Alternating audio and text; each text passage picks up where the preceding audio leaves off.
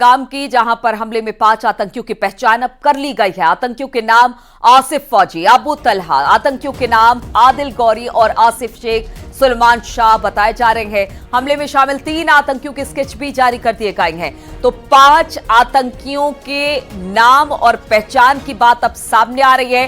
पहलगाम में जिस तरह से हमला किया गया आतंकियों की तरफ से, अब उन आतंकियों की पहचान कर ली गई है। ये देखिए तस्वीरें हम आपको दिखा रहे हैं। आतंकियों के नाम आसिफ फौजी, अबू तहना, आदिल गौरी, आसिफ शेख, सुलेमान शाह। ये वो 5 शख्स हैं जिन्होंने जबरदस्त तरीके से कल पहलगाम में गोलीबारी की थी, जिसमें 26 लोग मारे गए थे। हमले में शामिल 3 आतंकियों के स्केच भी जारी कर दिए गए हैं और जगह जगह इसे सर्कुलेट किया जा रहा है कि जिसने भी देखा है वो इनका पता बताए। तो ये वो शख्स जिन्होंने कल पहलगाम को दहला कर रख दिया था।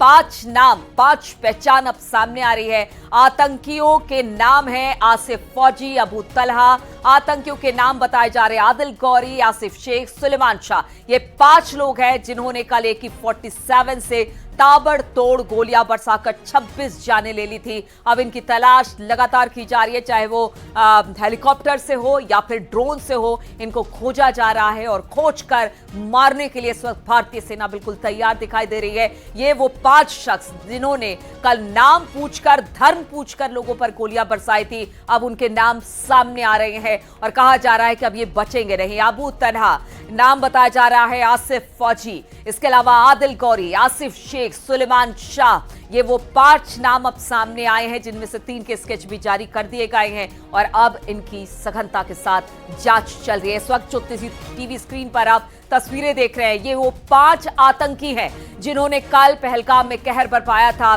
जो मासूम पर्यटक थे जो वहां पर घूमने आए थे, उनको टारगेट करके, उनको निशाना बनाते हुए गोलियां मारी थी। और आज जिस तरह से हमने देखा कि उनके शव जब वहां पर थे, रोते बिरकते परिजन वहां पर दिखाई दे रहे थे और यही पूछ रहे थे कि हमारा कसूर क्या है। अब भारतीय फौज, केंद्र सरकार इन लोगों को सजा देने की बात कह रही है। चुन चुनकर आतंकवादियों को निशाना बनाया जाएगा। इस वक्त सर्च ऑपरेशन पहलगाम के जंगलों में चल रहा है और बताया जा रहा है कि बहुत जल्द ये भारतीय सेना के हत्थे चढ़ जाएंगे। और पाकिस्तान के खिलाफ एक के बाद एक सबूत मिल रहे हैं। POK में शनिवार को एक सभा हुई थी जिसमें लश्कर तैयबा के अबू मूसा ने संबोधित किया था और भारत के खिलाफ जहर उगला था। पाकिस्तान के कब्जे वाले कश्मीर, रावलकोट में खाई गला इलाके में यह सभा हुई थी। अबू मूसा ने कहा था कि जम्मू कश्मीर में हमले तेज करने होंगे। उसने कहा था कि जम्मू कश्मीर में धारा 370 हटाने के बाद उनका जिहाद और भी तेज होगा। उसने ये भी कहा कि आतंकी हमले जारी रहेंगे और इस सभा में लश्कर के अलावा दूसरे आतंकी संगठन भी शामिल हुए थे और बच्चों के हाथों में भी हथियार देखे गए थे। यह सभा हुई थी जम्मू कश्मीर को दहलाने के लिए, यहां से आतंकवाद को बढ़ावा देने के लिए। बताया जा रहा है कि अभी कुछ दिन पहले ही, कल जिस तरह से पहलगाम में हमला हुआ, उससे कुछ दिन पहले का यह वीडियो बताया जा रहा है जहां पर पाक अधिकृत कश्मीर में यह सभा की गई थी। शनिवार की कानूनी पर्ची दी मोदी ने कि जाओ, जाकर तुमने श्रीनगर में आबाद होना है, राम राम की आवाज को बंद करना है। मुजाहिदीन कश्मीर ने, आतिफ शहीद रहमतुल्लाह अलैह ने, अब्दुल वहाब शहीद ने, जिया मुस्तफा ने और साहबा और अंबिया के वारिसों ने इस चैलेंज को कबूल किया और कहा, मोदी बंद अदालत के अंदर तूने ये किया, कागज तेरा था। आखिरी बात बताकर क्या दिया जिहाद ने, क्या दिया मुजाहिदीन ने? अल्लाह की कसम, जब हिंदुस्तान ने, गाय के पुजारी ने मकबूजा कश्मीर के अंदर 35 से 370 को खत्म किया, आप मुझे बताइए क्यों खत्म किया था, किस लिए खत्म किया था? डेमोग्राफिक चेंज के लिए, मुस्लिम शनाख्त को मिटाने के लिए, मुस्लिम अक्सरियत को अकलियत के अंदर बदलने के लिए एड़ी चोटी का जोर लगाया। और पहलगाम हमले ने पूरी दुनिया को सख्ते मिला दिया। सूत्रों के हवाले से खबर है कि इस हमले को ठीक वैसे ही अंजाम दिया गया जैसे हमास ने इजराइल में नरसंहार किया था।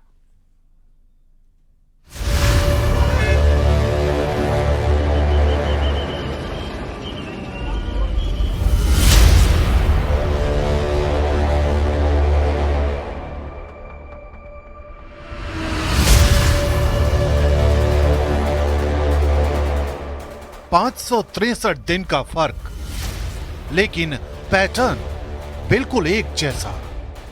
इन तारीखों के बीच एक लंबा अंतराल हो सकता है, लेकिन इन तारीखों में बहुत कुछ एक जैसा है।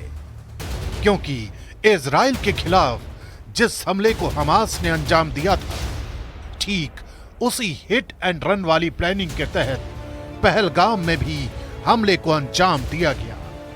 खुफिया सूत्रों का दावा है कि हमले की प्लानिंग हमास की तर्ज पर की गई। टारगेट टूरिस्ट एरिया, जहां भीड़ ज्यादा होती है, सबसे पहले पहचान पूछी गई, फिर निशाना बनाया गया। आतंकियों ने टारगेट को चारों तरफ से घेरकर गोलीबारी की। उनके पास पेशेवर हथियार थे जिन्हें आर्म्ड यूनिट में इस्तेमाल किया जाता है। सूत्रों के मुताबिक आतंकियों को हथियार चलाने की पेशेवर ट्रेनिंग थी।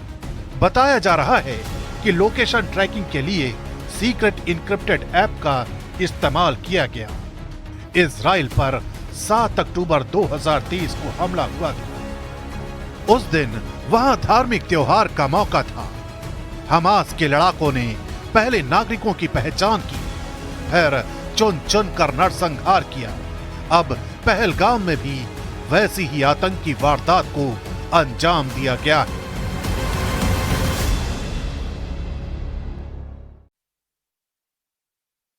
सरकार इस वक्त हाई अलर्ट मोड पर है। कायर आतंकियों को चप्पे चप्पे पर तलाशा जा रहा है, लेकिन इस बीच पहलगाम में जो भी कुछ हुआ उसकी टाइमिंग पर भी अब सवाल खड़े हो रहे हैं।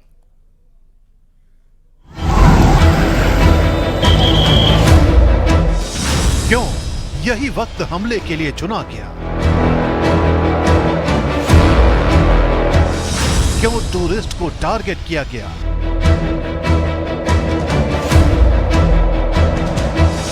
क्यों धर्म पूछकर लोगों को मारा गया?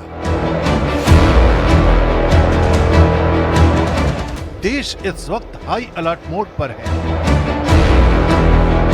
सुरक्षा बल चप्पे चप्पे पर आतंकियों की तलाशी कर रहे हैं।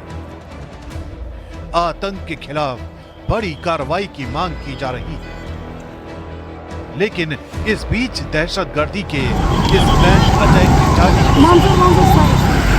क्योंकि यह हमला ऐसे वक्त में किया गया है जब देश के प्रधानमंत्री नरेंद्र मोदी 2 दिन की सऊदी अरब की यात्रा पर थे, जब अमेरिका के वाइस प्रेसिडेंट जेडी वैंस परिवार के साथ भारत दौरे पर हैं। तीसरी बात ये कि टारगेट उस पहलगाम को किया गया जहां से अमरनाथ यात्रा शुरू होती है। हमला ऐसे वक्त किया गया जब 3 जुलाई से अमरनाथ यात्रा शुरू होनी है। यानी आतंकियों ने इस वक्त हमला करके दुनिया के सामने एक बड़ा मैसेज देने की कोशिश की है।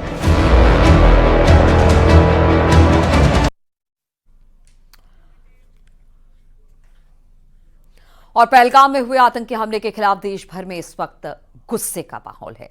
ये तस्वीरें हम आपको दिखा रहे हैं जहां पर पहलगाम में जो श्रीनगर है, इसके अलावा और भी जिले हैं, वहां पर किस तरह से बंद है इस वक्त पूरा का पूरा जम्मू कश्मीर बंद है। और बताया जा रहा है कि यहां पर जबरदस्त तरीके से प्रदर्शन हो रहा है हमले के विरोध में, चाहे वो पहलगाम हो, श्रीनगर हो, जम्मू हो, उधमपुर हो। इसके अलावा अगर विरोध प्रदर्शन की बात की जाए तो पटना, इसके अलावा जम्मू कश्मीर के एक रियासी की बात की जा रही है, जिस विंडो में आप देख पा रहे हैं, कटरा, जम्मू, हर जगह पर इस वक्त लोगों में भयंकर आक्रोश है। लोगों का यही कहना है कि जिस तरह की हरकत इन आतंकियों ने किया, उनके साथ वैसा ही सुलूक होना चाहिए, और जिस तरह से पुलवामा अटैक का बदला लिया गया, उसी तरह से एक बार फिर से इस आतंकवादी हमले का बदला भारत को लेना चाहिए। तो ये तस्वीरें हैं जहां पर जबरदस्त आक्रोश, जिस तरह से पहलगाम में कल गोलीबारी हुई है, जिस तरह से आतंकी हमला किया गया, 26 लोगों की जान ली गई है, वैसे में अब लोग सड़क पर उतरकर विरोध जता रहे हैं।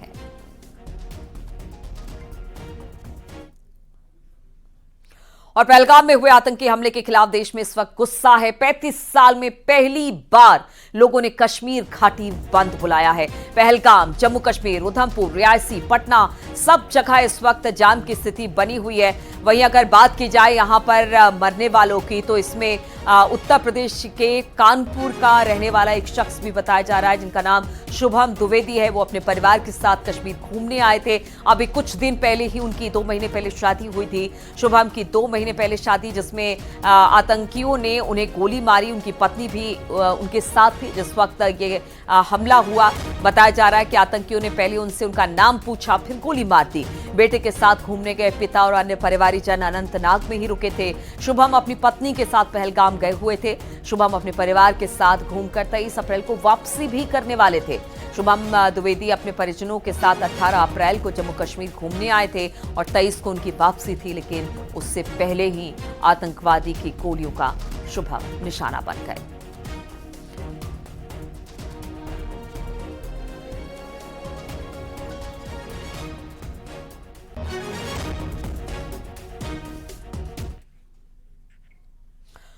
और पुलवामा के बाद सबसे बड़ा आतंकी हमला हुआ है। आतंकियों ने धर्म पूछकर कत्लेआम मचाया, प्राइवेट पार्ट चेक कर पर्यटकों को गोली मारी। अमरनाथ यात्रा से ठीक पहले कश्मीर इस वक्त दहल उठा है।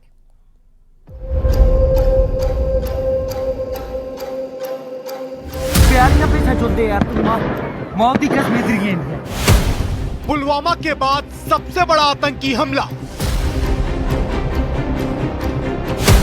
धर्म पूछकर आतंकियों ने मचाया कत्लेआम। प्राइवेट पार्ट चेक कर पर्यटकों को मारी गोली। पर्यटकों के खून से लाल हुई कश्मीर की घाटी। अमरनाथ यात्रा से पहले दहल उठा कश्मीर।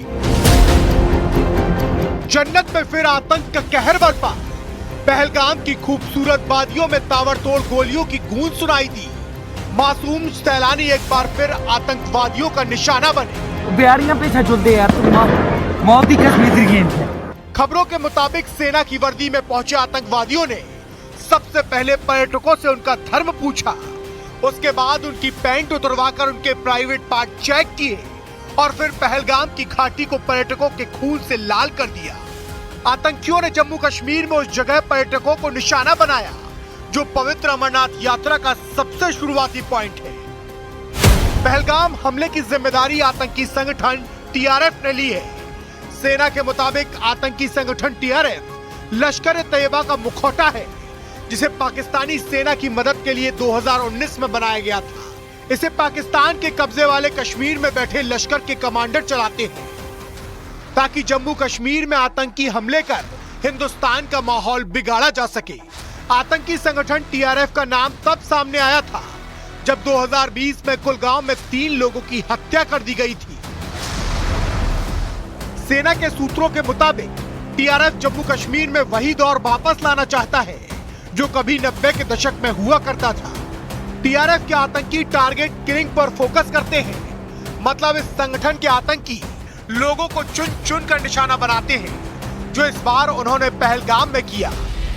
टीआरएफ के ज्यादातर हमले गैर कश्मीरियों पर हुए हैं ताकि बाहरी राज्यों से आने वाले लोग डर की वजह से जम्मू कश्मीर में ना आ सके। टीआरएफ के आतंकियों ने पिछले साल शिवखोड़ी की तरफ जा रहे श्रद्धालुओं को भी निशाना बनाया था।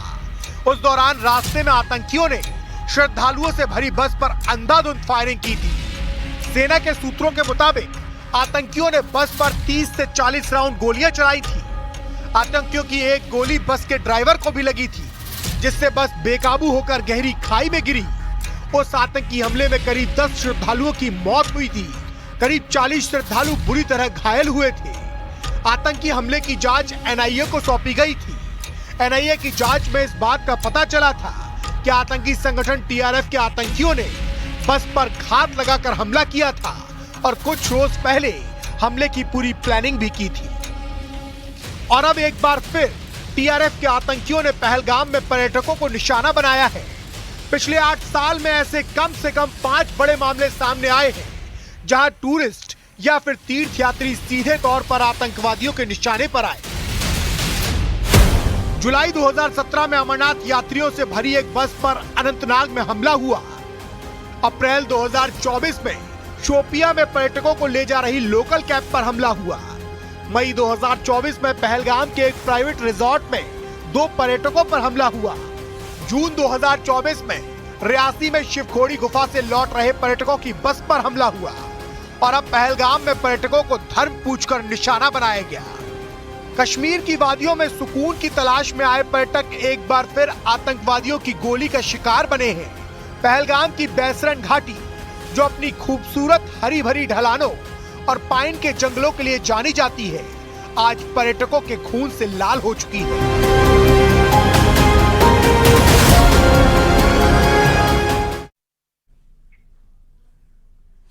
और आतंकी हमले के बाद पुंछ के लोगों का गुस्सा देखने को मिल रहा है। लोग सड़कों पर उतरकर आतंकी हमले की निंदा कर रहे हैं और सरकार से आतंकवादियों के खिलाफ सख्त कार्रवाई की मांग कर रही है।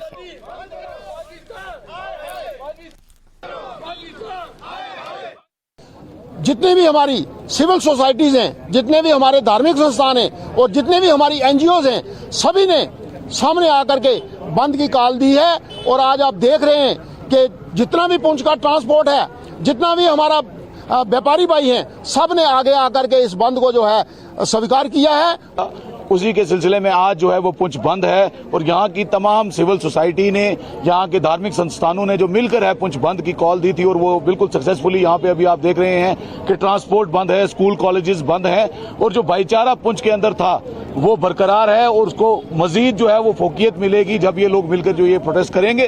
दुनिया में इस समय रोष है कि ये उन कहराना लोगों ने, टेररिस्ट ने, दहशतगर्दों ने ये क्या हरकत किया और उसी का रोष प्रकट करने के लिए कल से लोग यहाँ पे प्रोटेस्ट कर रहे हैं, धरने दे रहे हैं। और आज हमने यहाँ पे बंद की कॉल दी है व्यापार मंडल पुंछ की ओर से।